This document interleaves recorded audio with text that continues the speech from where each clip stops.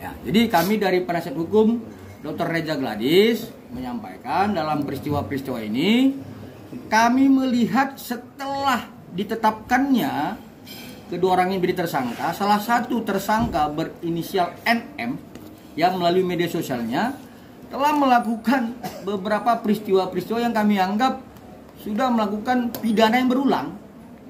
Nah itu yang pertama. Nah yang kedua, seharusnya hari ini menurut informasi yang kami dapatkan bahwa kedua tersangka ini sudah dipanggil untuk kedua kalinya.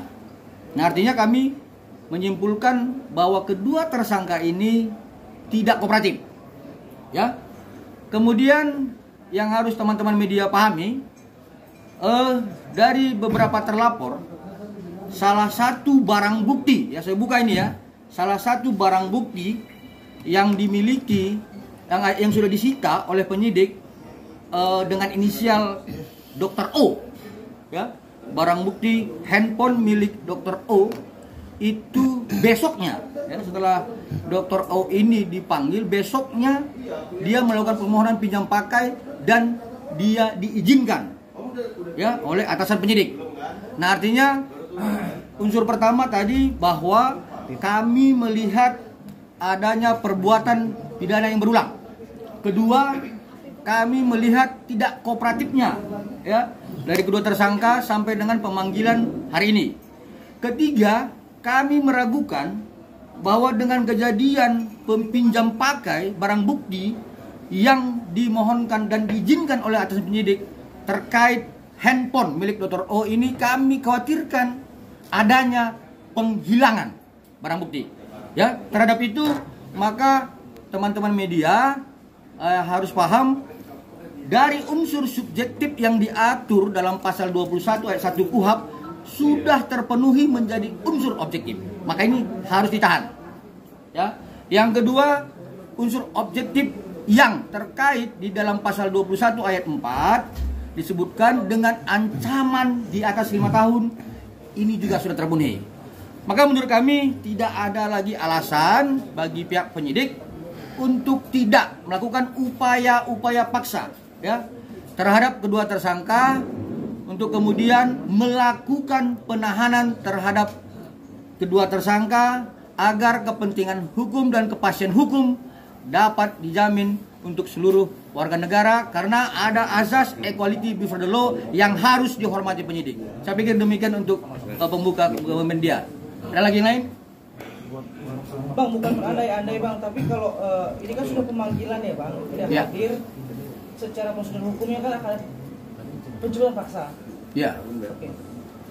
Langkah apa yang Abang lakukan kalau memang misalnya ya tidak terpenuhi semuanya? Oke, jadi secara hukum normatif dalam hukum acara, saya pikir tidak ada alasan lagi, ya, tidak ada alasan lagi untuk bagi penyidik tidak menahan, ya, seperti yang saya sampaikan tadi, karena unsur subjektif dan objektif telah terpenuhi. Tapi kalau kemudian apa yang saya sampaikan ini juga tidak terlaksana oleh penyidik dan atasan penyidik di Subdik 3 Cyber Polda Metro Jaya, kami akan melakukan upaya-upaya lain sebagai contoh yang diatur dalam Peraturan Kapolri nomor 6 tahun 2019 di pasal 41. Ya. Adanya, ya, seharusnya adanya pengawasan yang bersifat insidental dari atasan penyidik. Nah, jadi untuk ke depan kami akan melakukan upaya-upaya hukum untuk menyampaikan hal ini kepada Bapak Kapolri Seki Irwasum. Demikian dia. Ada lagi? Bang, ini kalau soal kronologi sendiri, maaf mengulang gitu kan.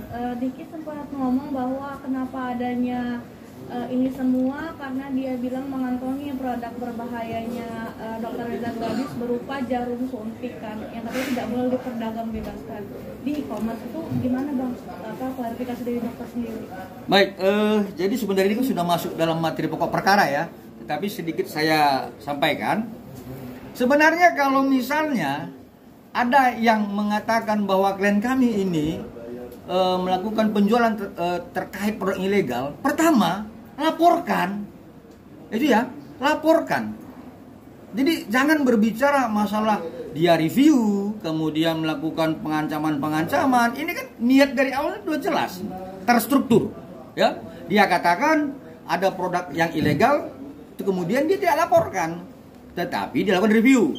Nah, ini kan terstruktur nih, ada niatnya dari awal nih.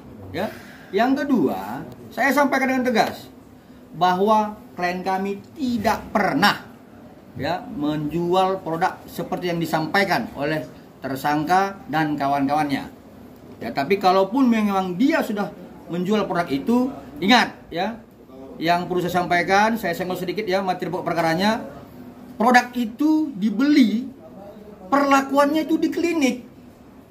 Ya, perlakuannya di klinik, bukan seperti yang disampaikan oleh si tersangka tersebut. Ya, ada lagi? Bang, tapi dari dokter Reza sendiri ya, secara pribadi benar-benar ingin malam ini kedua orang itu ditangkap apa gimana, Bang? Oh ya jelas, jadi dari awal sudah saya sampaikan bahwa klien kami ini paham hukum acara. Artinya terlepas dari keinginan dia, ya. Perlu saya sampaikan kepada rekan-rekan semua bahwa klien kami tidak mempunyai dendam terhadap tersangka. Tetapi karena dia paham tentang hukum acara, maka dia berharap hukum normatif, hukum acara itu terlaksana oleh penyidik. Saya pikir itu, ya. Lagi? Bang, tapi dari dokter Gladys sendiri sudah mengetahui belum sih Bang, ini kan bisa dibilang pemanggilan terakhirnya keduanya Niki ya, tetapi dia tidak hadir Bang gitu. Sempat kecewa juga nggak sih dokter Gladys? Kalau dibilang kecewa, ya sudah pasti ya, sudah pasti kecewa. Kekecewaan ini bukan berdasarkan like dislike ya, tetapi kekecewaan seorang warga negara terhadap penyelenggara negara yang tidak melaksanakan hukum normatif.